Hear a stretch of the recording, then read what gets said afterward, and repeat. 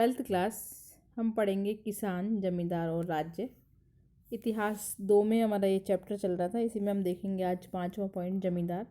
मुगल भारत में कृषि संबंधों की हमारी दास्तान अधूरी रह जाएगी अगर गांव के एक ऐसे तबके की बात न करें जिसकी कमाई खेती से आती थी, लेकिन कृषि उत्पादन में सीधे उसकी हिस्सेदारी नहीं करते थे। वो लोग, ये जमींदारी थे ऐसे लोग जो अपने ज़मीन के मालिक होते थे और जिन्हें ग्रामीण समाज में ऊंची हैसियत की वजह से कुछ खास सामाजिक आर्थिक सुविधाएं प्राप्त थी।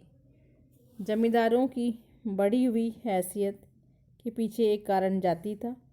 दूसरा कारण यह था कि वे लोग राज्य की कुछ खास किस्म की सेवाएं खिदमत देते थे। 2 कारण थे इनके प्रमुख रूप से।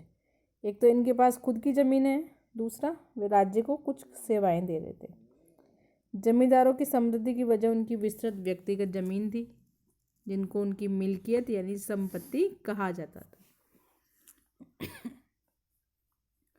मिल्कियत ज़मीन पर जमींदार निजी इस्तेमाल के लिए खेती भी करते थे। अक्सर इन ज़मीनों पर दिहाड़ी मजदूर या पराधीन मजदूर काम करते थे।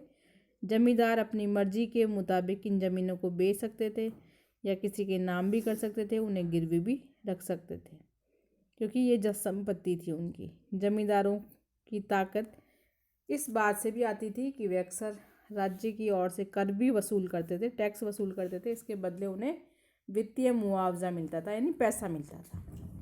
सैनिक संसाधन उनकी ताकत थी, एक और जरिया भी था।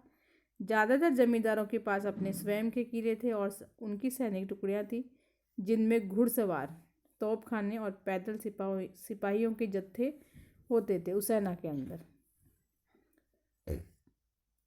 इस तरह